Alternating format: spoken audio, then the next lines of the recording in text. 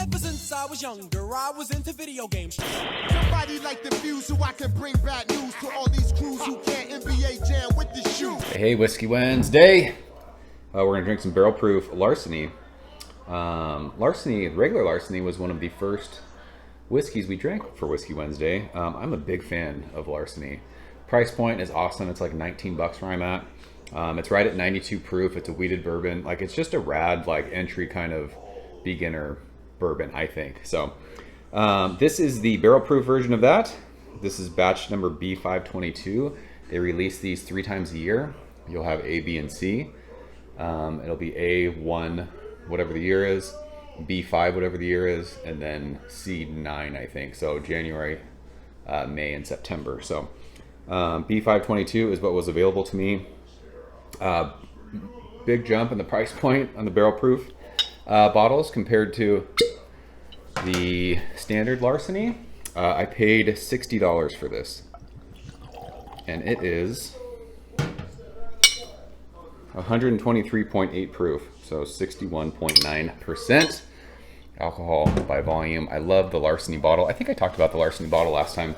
It's like a little keyhole. They have the little keyhole logo. The back of the bottle talks about John E. Fitzgerald was a treasury agent who at the time was the only person legally allowed to carry keys to the rick house. He often gave in to temptation and freely took samples from the best barrels, uncut at barrel proof. So there you go. I mentioned it a couple videos ago. I've quickly become a proof whore, and these higher proof whiskeys have just really started to hit different with me. I really enjoyed them. So this smells, oh man, it smells good. It smells like a caramel covered apple. There's a sweetness. It's like a sugary, butterscotchy caramel sweetness, but it just smells like super like overripe apple skin to me, or maybe like pears. It's the sweet fruit. It does. It's weird. Like, it's 120, almost 124 proof. It doesn't smell fusel. It doesn't smell hot to me. This bottle's been open for a little while, so there's been some air, that's been hanging out in it. I don't know if that mellows it out at all. I have no clue the science behind that. I haven't been drinking whiskey enough to know the difference, but this has a touch of like char too, like a smokiness to it. But man, just so much like butterscotchy apple skin, like pears, like flambéed pears.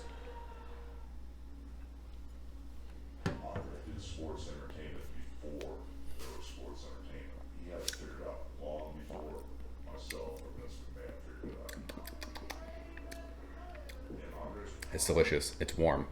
I always talk about first like sip of whiskey that I have, whether this is the first sip of whiskey I've had in 5 days.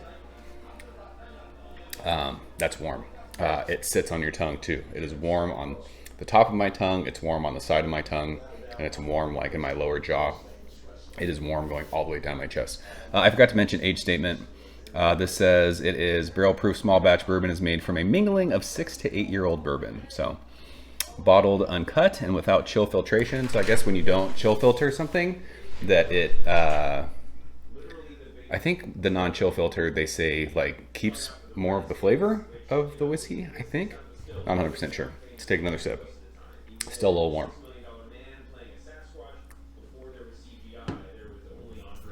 It is weird to me how intense that is as far as the heat goes, because it doesn't smell super intense like fusel. It doesn't burn your nostrils, but it gives you every bit of that 120, almost 4 proof.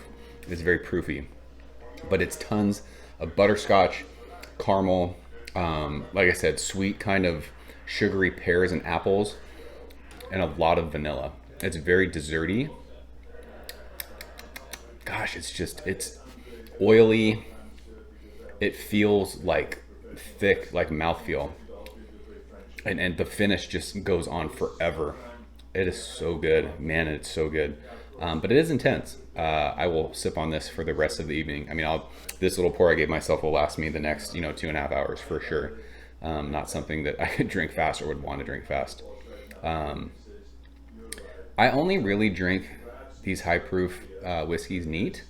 I should probably start trying them with water, dropping water in it just to see if it kind of mellows out that warmth that you get. But I just love all the flavors that you get when there's not water or ice added to it. Gosh, it smells so good. It's got like that candy I've talked about in other whiskey videos, like that Werther's Original kind of caramel hard candy.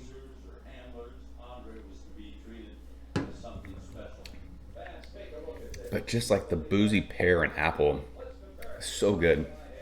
So good. So, like I said, it's a big jump in price point from standard Larceny. Totally understand if people don't want to spend, you know, 60, 70 bucks for a bottle. I think for my money, this is something that's worth it to me, just because it's so flavorful. It's so good. And this is something that I'm not going to, this is not an everyday pour for me. Obviously, I don't drink every day, but this would not be something that would be an everyday pour for me.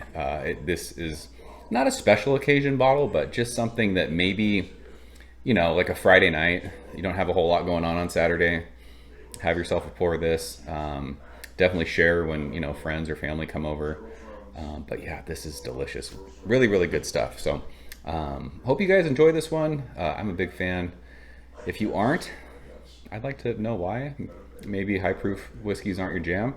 I don't know. There's just not a lot about this that's negative. I can see people saying it's a little too warm as far as like the alcohol burn goes, because that's a thing. It's definitely not spicy. The wheated, you know, since this is a wheated bourbon, it doesn't have like that rye bite, but it definitely has the alcohol bite to it. So, gosh, so much butterscotch. Love it. So that's it. Another Whiskey Wednesday in the books. Let's talk about this one. Anything else? I don't think so. I'm out here. Appreciate you guys watching. See you soon. Cheers. Thank you for coming behind the bar, in the arcade, all that shit. Ever since I was younger, I was into video games. Somebody like the fuse so I can bring bad news to all these